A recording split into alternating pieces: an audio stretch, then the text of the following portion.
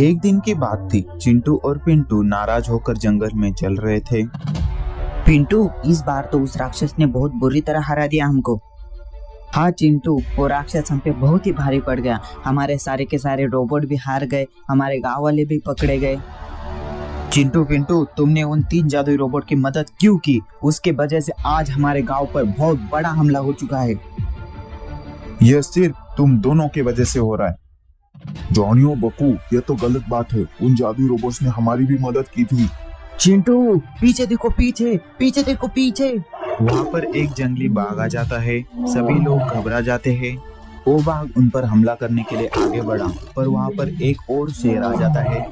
अरे नहीं, ये दूसरा कहाँ से आ गया? एक की कमी थी, भगवान बचा ले। वो बाघ हमला करने के लिए आगे बढ़ा। अरे, हमारी रक्षा कौन कर रहा है? बच्चों, मैंने ही तुम लोगों की सुरक्षा की है। मैं 3 जादुई रोबोट का रक्षक हूँ और एक जादुई शेर हूँ। 3 जादुई रोबोट का रक्षक पृथ्वी पर कैसे? कुछ दिन पहले। अब उन 3 जादुई रोबोट का खेल मुझे ही खत्म करना होगा। मेरे सारे सिपाही मर चुके हैं। हाँ किंग अल्फालो, आपको ही कुछ तो करना होगा। उन 3 जादुई रोबोट का खात्मा कर दो। मैं अब पृथ्वी पर ही जा रहा हूँ। मेरे पावर स्टोन की रक्षा करने की जिम्मेदारी अब तुम दोनों की है। इस पावर स्टोन में उस राक्षस की सारी शक्तियाँ थी। वो इसकी वजह से ही जीवित था। किंग अल्फालो, आप इस पावर स्टोन की चिंता मत कीजिए। मैं अपनी जान देकर इसकी रक्षा करूंगा। 3 जादुई रोबोट तैयार हो जाओ, मैं आ रहा हूँ। वो राक्षस पृथ्वी पर आ जाता है और वो काफी गुस्से में था। सर, यहाँ एक पास के गांव से एक रेडिएशन अचानक से हमारे रडार पर डिटेक्ट हो रही है।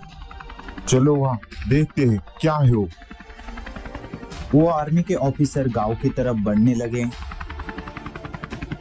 किंग अल्फालू यहाँ वहाँ की तरफ तबाही मचा रहा था।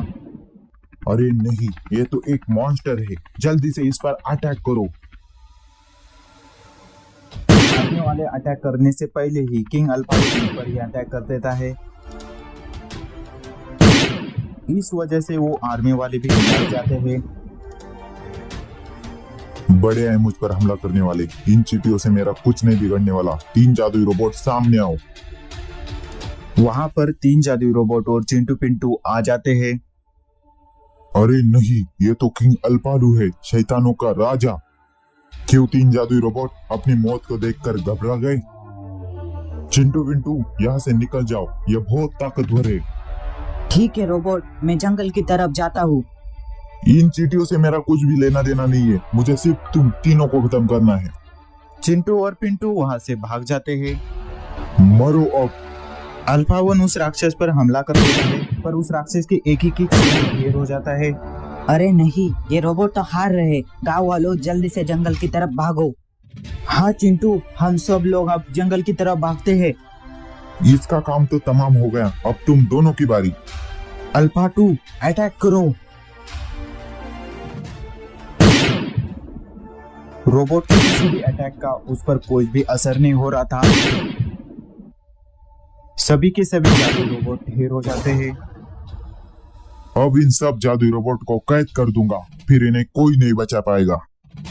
अरे नहीं पिंटू, हमारे सभी रोबोट हार गए। चलो जंगल की तरफ जल्दी से। इस वक्त जंगल में हर एक ग्रह पर 3 जादुई रोबोट का एक ना एक रक्षक होता ही है। पर अब हम 3 जादुई रोबोट को नहीं बचा पाएंगे और शैतान अब उन्हें मार देगा। 3 जादुई रोबोट को कोई भी नहीं मार सकता, वो सिर्फ उन्हें कैद कर सकता है। तब चिंटू और पिंटू सोचने लगे कि वो आगे क्या करते हैं। बच्चों, कुछ भी करके प्लीज गांव को बचा लो। पिंटू और जादुई शेर, हम रात को जाकर 3 जादुई रोबोट को छुड़ा लेंगे। ठीक है, हम रात को जाकर 3 जादुई रोबोट को छुड़ाएंगे। चिंटू और पिंटू, मैं और गांव वाले रात भर यही रुकते हैं। ठीक है बकू। तुम लोग अब यहाँ से कभी नहीं छूट पाओगे। अरे नहीं, ये राक्षस तो यहाँ ही खड़ा है। तुम दोनों उस राक्षस का ध्यान बटाओ, बाकी सब मैं देख लूंगा। ठीक है। इन दोनों को देखकर वो राक्षस गुस्से में आ जाता है। किंग अल्फालू, हम पे दया कीजिए, हमारे 3 जादुई रोबोट को छोड़ दीजिए। उन पे दया का तो छोड़ दो, मैं तुम पे दया करता हूँ। सीधे सीधे यहाँ से निकल जाओ, अगली बार दिखे तो मारे जाओगे। अरे नहीं, मुझसे चालाकी। वो शेर अपनी जबरी ताकतों से उस पिंजरे को निस्तनाबूद कर देता है और किंग अल्फालू पर भी हमला कर देता है। इस वजह से उस शेर की सारी शक्तियां चली जाती है। वो राक्षस खड़े होने से पहले निकलो यहाँ से। सभी लोग एक पोर्टल से ट्रांसपोर्ट होने लगे, पर जैसे ही पिंटू वहां से जाने लगा वो राक्षस उस पर हमला कर देता है। इसे बचाने के लिए तो आओगे? और यहाँ दूसरी सुबह सभी लोग एक दूसरे से बातें कर रहे थे। यस, अब रोबोट छूट के आ गए, अब थोड़े जीतने के चांसेस है। वे सब वहां से बचकर आ जाते हैं। 3 जादुई रोबोट, आप लोग तो बच गए, पर मेरा भाई और मेरे गांव वाले अभी भी वहां पर फंसे हैं। चिंटू, तुम पिंटू की चिंता मत करो, उसको सिर्फ हम तीनों से मतलब है, वो उसे नहीं मारेगा। वो राक्षस बहुत ही शक्तिशाली है, हम उसका सामना कैसे कर पाएंगे? एक रास्ता है उसको मारने का, उसके पावर स्टोन को बर्बाद करना पड़ेगा। Power stone? वो क्या है? अल्पालू ग्रह पर एक स्टोन है, उस राक्षस की सारी शक्तियां उसमें ही है। मैं जाऊंगा वहां, उसे बर्बाद करके रख दूंगा। ठीक है, उसका ध्यान हम पर रखने के लिए मैं और अल्फा 2 उस पर अटैक कर देंगे, तब तक तुम उस पावर स्टोन को बर्बाद कर देना। राक्षस, अब तुम इन रोबोट से बच के दिखाओ। वो राक्षस 3 जादुई रोबोट का ही इंतजार कर रहा था। जिस पिंजरे में 3 जादुई रोबोट का कैद किया था, उसी पिंजरे में उसने पिंटू को भी कैद कर दिया। लो किंग अल्फालू, हम आ चुके हैं, अब हमसे लड़ के दिखाओ तुम। अल्फा 3 नहीं आया, घबरा गया?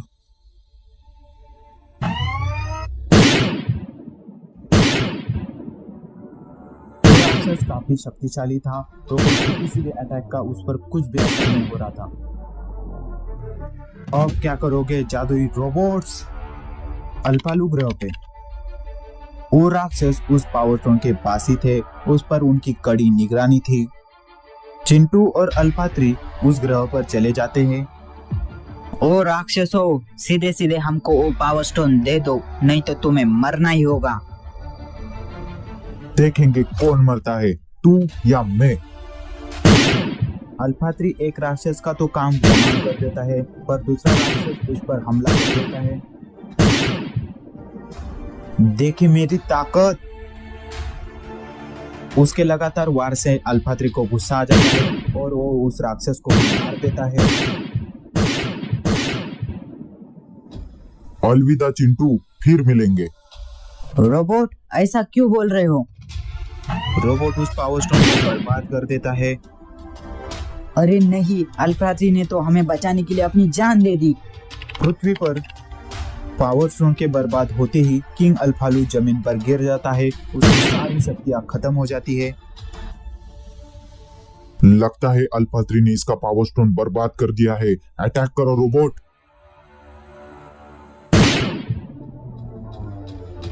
आखिरकार इसका खेल खत्म हो ही गया। यस, मैं आजाद हो गया।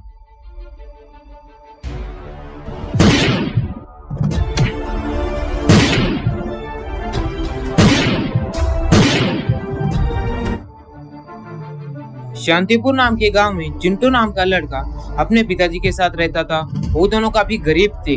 उसके पापा मजदूरी कर चिंटू का पेट भरते थे। उसकी माँ बरसों पहले ही गुजर गई थी। वो दोनों वहाँ पर एक टूटे फूटे घर में रहते थे, लेकिन उन दोनों की जान एक दूसरे में अटकी थी।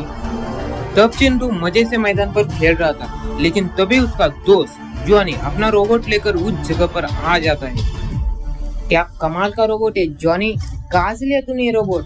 देखो चिंटू, मैं तुम्हारे जैसे फटीचर को यह बात तो नहीं बताने वाला। तुम बहुत होशियार हो ना, तुम हमेशा स्कूल में टॉप करते हो। तुम्हारी वजह से स्कूल में मेरी कोई इज्जत ही नहीं करता, ना ही टीचर, ना ही बच्चे, ना ही मेरे खुद के दोस्त। इसलिए आज मैं तुम्हें से बदला लेने आया हूँ। देखो जान, मैं एक गरीब घर का लड़का हूँ, तुम बहुत अमीर हो, तुम्हारे पास बहुत पैसा है, लेकिन मुझे आगे जीवन चलाने के लिए पढ़ाई तो करनी ही पड़ेगी ना। अब बहुत बोल रहा है चिंटू तू, अब तेरा मुंह मुझे ही बंद करना पड़ेगा, क्योंकि मैं ही इस गांव का एक लौता अमीर लड़का हूँ। जाओ रोबोट, उसके हाथ पैर तोड़ दो। तो जॉनी का रोबोट चिंटू की तरफ काफी तेजी से बढ़ने लगा।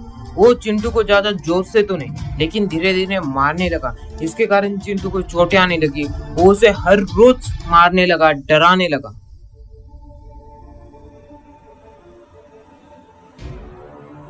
इतना सब कुछ हो जाने के बावजूद भी जॉनी बेशर्मों की तरह कुत्ते की तरह हंसे ही जा रहा था। एक दिन चिंटू जॉनी की हरकतों से थक कर अपने पिताजी को सारी बातें बता देता है। देखो चिंटू मेरे बच्चे, हम लोग काफी गरीब है, हम उनकी बराबरी नहीं कर सकते। अगर मैंने उसे डांट भी दिया तो अपने वो पापा से कह के मुझे इस गांव से ही निकाल देगा। इससे अच्छा है तुम मुझसे बात ही न करो, अपने घर पर ही खेलते रहना। अपने पापा की ऐसी बातें सुनकर चिंटू को खुद पर ही गुस्सा आने लगा। गांव के पास एक जंगल था। उस जंगल में 3 शिकारी भाइयों ने एक सफेद शेर को पकड़ रखा था और उसे बेचने का प्लान कर रहे थे। वहां से काफी लोग गुजर रहे थे, लेकिन किसी ने भी उस सफेद शेर की मदद नहीं की। तब चिंटू अपने पापा की ऐसी बातें सुनकर गुस्से में उसी जंगल में आ गया था।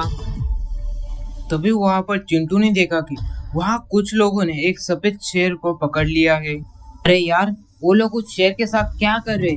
लगता है वो उसे बेचना चाहते हैं। अरे यार, वो बेचारा शेर, उसमें उसकी क्या गलती है? मुझे कुछ तो करना ही चाहिए। तब चिंटू उस शेर को छुड़ाने के लिए एक आइडिया सोचने लगा। तब चिंटू उन लोगों की तरफ भागते हुए आने लगा और कहने लगा, भागो भागो पापा भागो, यहाँ फॉरेस्ट डिपार्टमेंट के लोग आ गए, आप लकड़ियां मत काटिए, भागो।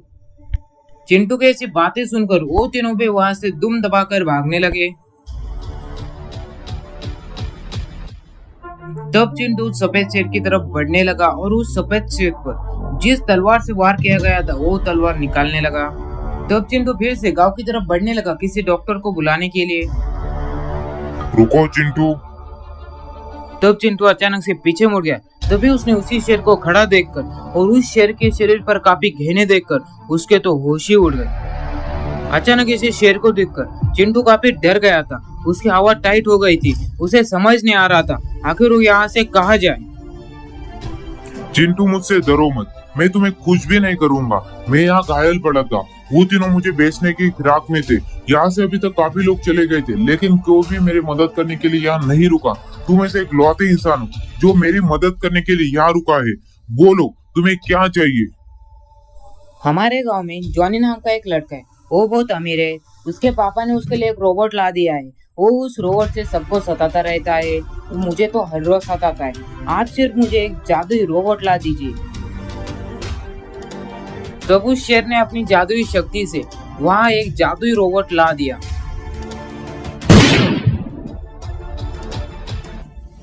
उस रोबोट को देखकर चिंटू काफी खुश हो गया था। तब वो चिंटू उस शेर से शुक्रिया कहने लगा।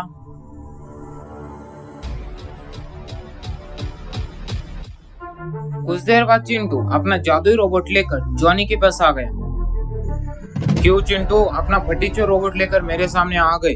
तुम भी फटीचर, तुम्हारा रोबोट भी फटीचर, तुम्हें शर्म नहीं ये रोबोट मेरे सामने लाते हुए? देखो जॉनी, मैं तुम्हें अपने रोबोट से लड़ने की चुनौती देता हूँ। अगर इस चुनौती में मेरा रोबोट जीत गया तो इसके आगे से तुम किसी बच्चे को परेशान नहीं करोगे। बोलो, तुम्हें चुनौती मंजूर है? हाँ, मुझे चुनौती मंजूर है। रोज तुम्हारे बिना हाथ पैर तोड़े मैं तुम्हें छोड़ देता हूँ। तुम्हें मेरे एहसान मानने चाहिए। इसके बावजूद तुम रोबोट फाइटिंग करवा रहे हो। जो रोबोट, उसके हाथ पैर तोड़ दो।